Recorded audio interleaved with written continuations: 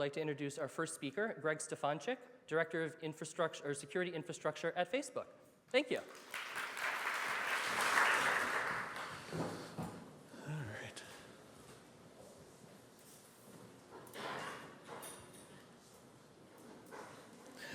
All right, well, a little technical difficulty here at the moment. My name's Greg Stefanczyk. I'm an engineering director at Facebook. I lead the security infrastructure team. Been at Facebook about 5.5 years. Before that, I worked at Yahoo.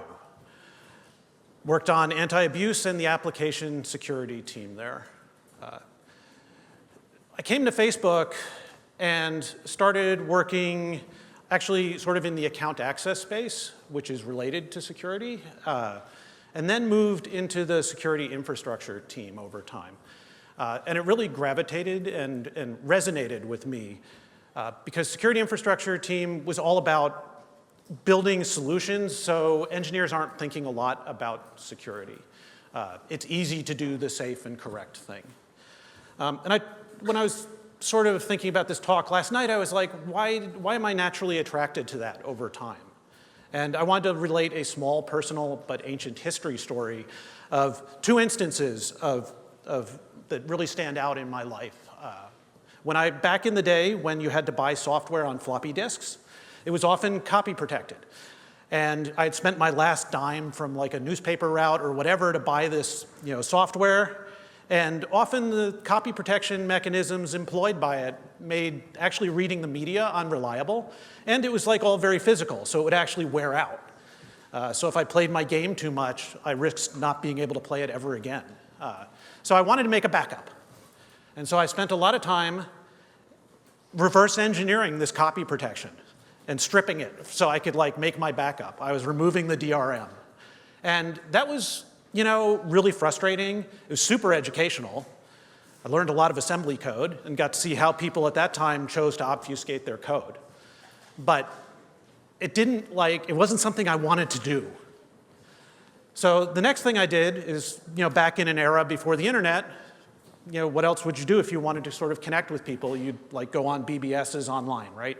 So I wrote my own BBS software. At that point, I experienced my first white gray hat experience, which was, oh, hey, look, I let my BBS run during the day while I was at school. I come home and it's sitting there at the shell prompt. And people are typing at it and looking at the source code for the BBS, and I'm like, ooh, this is bad. I obviously did not do something correct in my implementation here.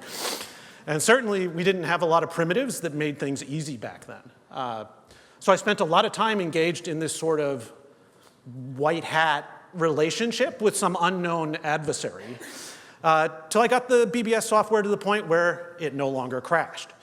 But it was tedious, and actually I loved it. I loved the chess game. And I think that's how I found myself as a builder and an engineer in the space, rather than the people who enjoy breaking things. Both have merit, but definitely my take on the security space is about building stuff that's safe. So let's move to the 20th or 21st century and stop talking about ancient history, right? We're at Facebook now, the internet's live. We move fast. We want to ship code. We ship code 2-3 times a day. At the same time, we want to move fast. We cannot compromise security, right? We're entrusted with all this data.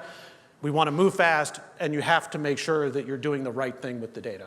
So we had to sort of take a different approach to security than a lot of other companies, just that at least I've experienced, because of this pace that we need to move at.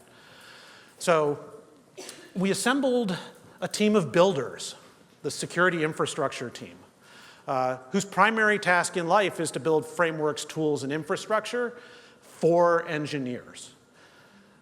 This team was actually formed right around the time I joined Facebook 5 years ago. And the way the team formed was maybe not how you would expect. It was engineers who were already at Facebook who had an interest in security and had been taking the time sort of their own free will to go off and move the state of our frameworks, APIs forward, refactoring code, and making it more secure so that when people were doing things, it was always the safe way to do it and the easiest way to do it. So those engineers got brought together into the security infrastructure team, combined with a couple of people who had more prior security experience. And this made for a really powerful story. And it also enabled us to do something else that was really cool, which is bring people from sort of unrelated disciplines, like program analysis, maybe it's related, but not a traditional security role, and bring them into the team readily through the Facebook bootcamp process. I don't know how many of you know about this, but I'll quickly talk about how we do hiring. Whether you've been in the industry 1,000 years or you're a new grad, once you come to Facebook, the first thing we do is put you through a 6-week boot camp that makes you have all of the basics you need to be a successful engineer at Facebook.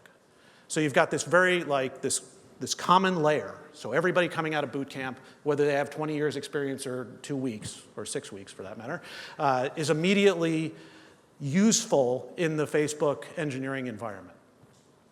So we found that we could now start to take people from boot camp. These people all had this base layer of knowledge. They were good engineers, and quickly bring them up to speed on the security problems, and they could use their engineering skills to solve those security problems. Because often we found the security bit was actually small relative to the engineering that needed to be done. So I'm going to change gears just a bit here and say, we're a website, and every website needs to cover a bunch of common cases, right? Because you're subject to the OWASP top 10 issues. And if you don't have the front door closed, it's not a good deal on the internet. So you really have to have these things nailed. We still see sites on the internet experiencing problems with these OWASP top 10 all the time. In our experience, cross my fingers, we hardly ever see these in practice anymore. The reason being, we invest in building coding frameworks that make it really, really hard to introduce this OWASP top 10 type of security bug. Beyond that, we have the bug bounty feedback cycle. All of you are familiar with white hat programs, I assume, in the audience. That provides us with another source of signal about the types of vulnerabilities that are now beyond the OWASP top 10 that are actually the vulnerabilities that are emerging.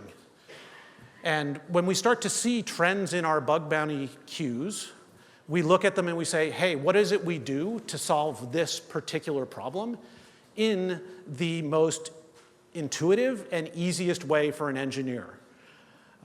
When we go and implement one of these solutions, one of the beautiful things we can do at Facebook, because of the way our code base is laid out, it's rather monolithic, what you think of as Facebook, is we'll introduce a new abstraction, say, to construct SQL queries, for example. We'll go in and not just implement that abstraction and say, hey, everybody go use that.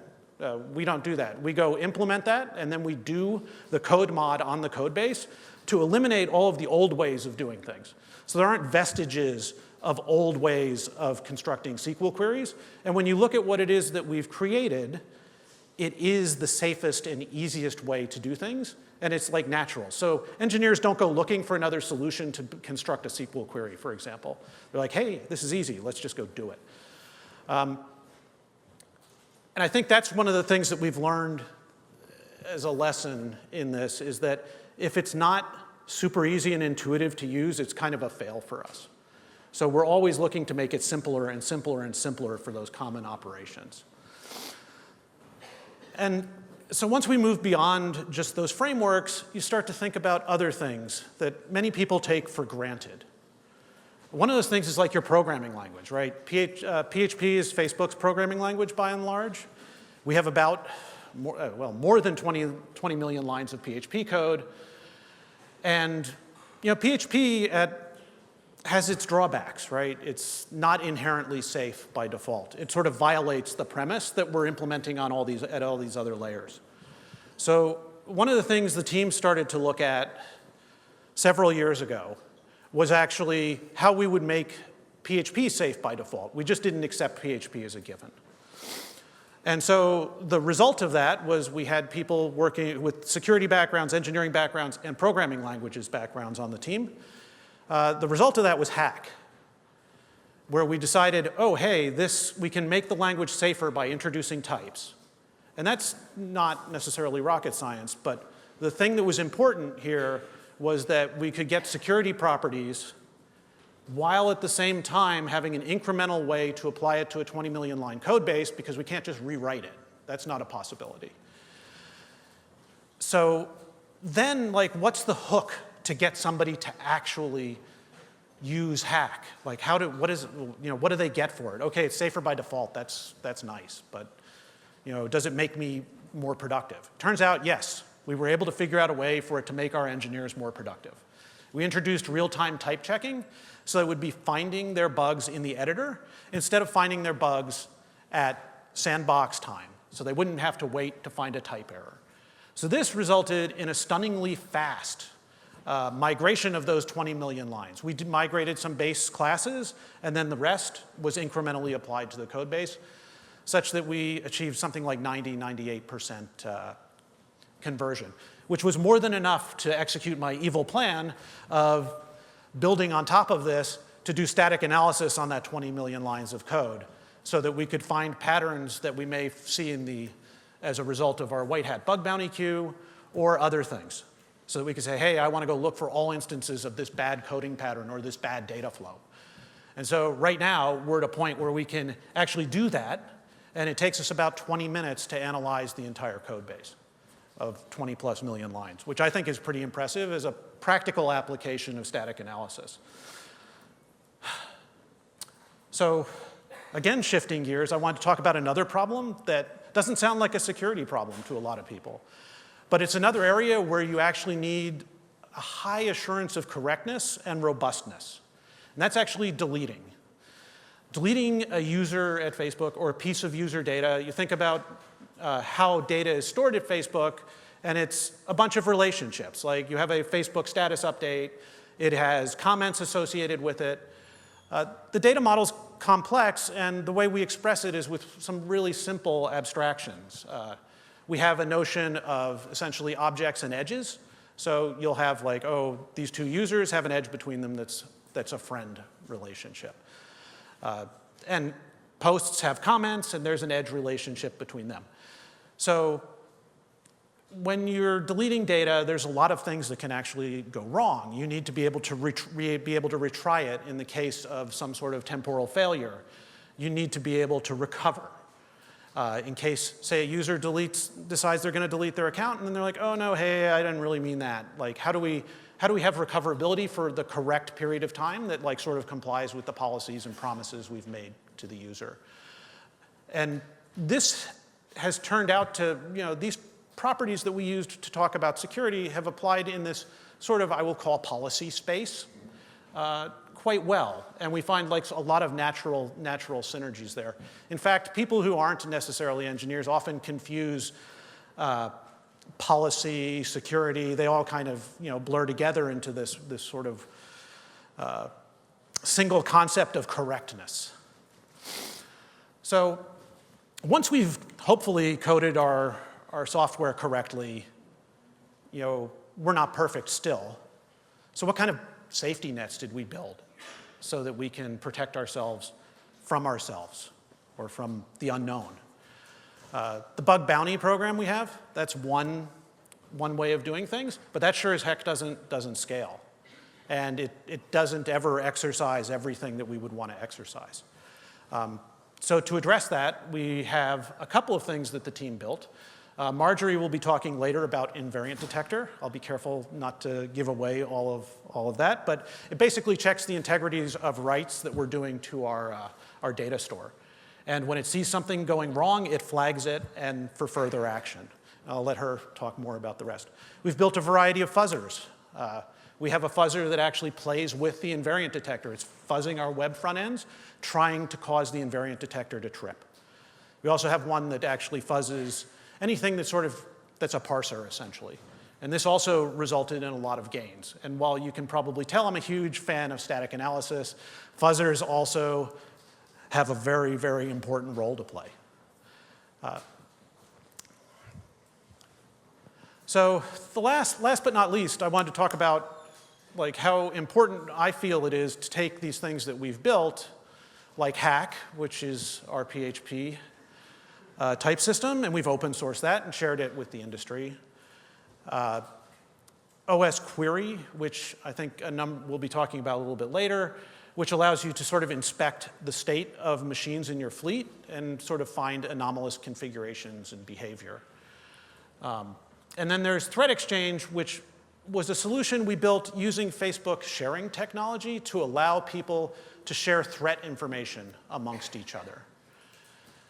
And so this, we were uniquely positioned to build Threat Exchange because all of those sort of primitives that you need for controlling the privacy of comments among people also work really well for controlling the way data is shared and exchanged between companies. So we allowed people to actually control who do I want to share this with. You don't have to just participate in Threat Exchange and open the kimono to everybody. You can selectively pick the choose who you want to share with. When we don't share with each other, like we have the possibility of a lot of us sort of reinventing the wheel, right? Nobody in this room should have to go reinvent Hack, for example, or Threat Exchange. The people who, and this is one of the few times you'll hear me talk sort of adversarially, but the people who actually are trying to get into our systems, exploit things, they capitalize on the fact that we don't share and that it's not a level playing field across the space, right? There are some people who have better technology and there's some people who have technology that still needs some improvement.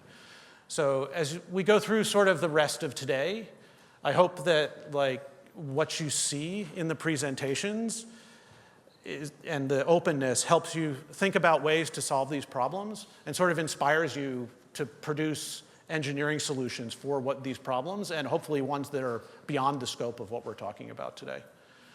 So with that, I'm going to turn it back over to Ryan.